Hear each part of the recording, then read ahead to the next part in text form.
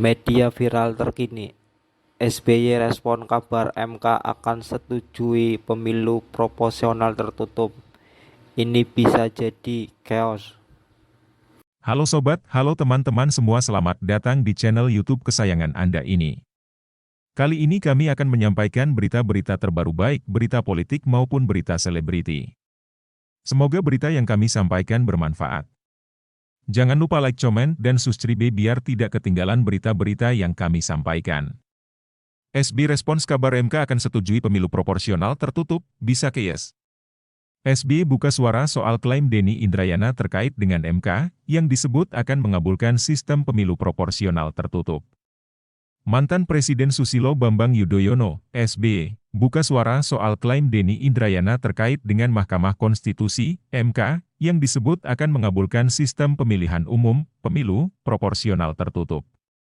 Denny, yang dulu menjabat sebagai Wakil Menteri Hukum dan HAM era SBY, mengeklaim mendapatkan informasi terkait dengan gugatan terhadap UU Nomor 7, 2017 tentang pemilu. Dia menyebut MK bakal menyetujui kembalinya penerapan sistem proporsional tertutup.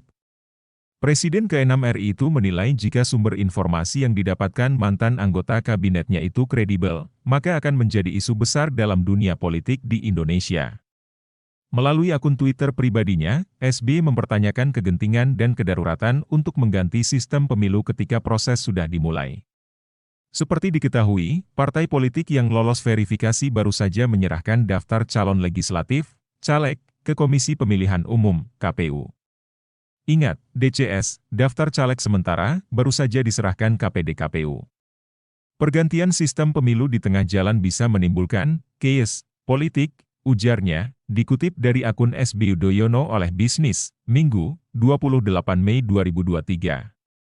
Ketua Majelis Tinggi Partai Demokrat itu juga bertanya apabila UU Sistem Pemilu Terbuka bertentangan dengan konstitusi. Dia mengatakan bahwa domain dan wewenang MK, sesuai konstitusi, adalah untuk menilai apakah sebuah UU bertentangan dengan konstitusi, bukan menetapkan mana UU yang paling tepat.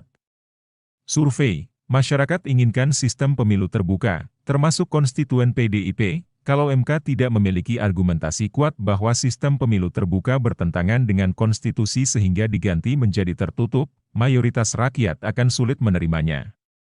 Ingat, semua lembaga negara TMSK Presiden, DPR MK harus sama-sama akuntabel di hadapan rakyat, ujarnya. Presiden dua periode itu lalu menyampaikan bahwa penetapan UU Sistem Pemilu berada di tangan Presiden dan DPR.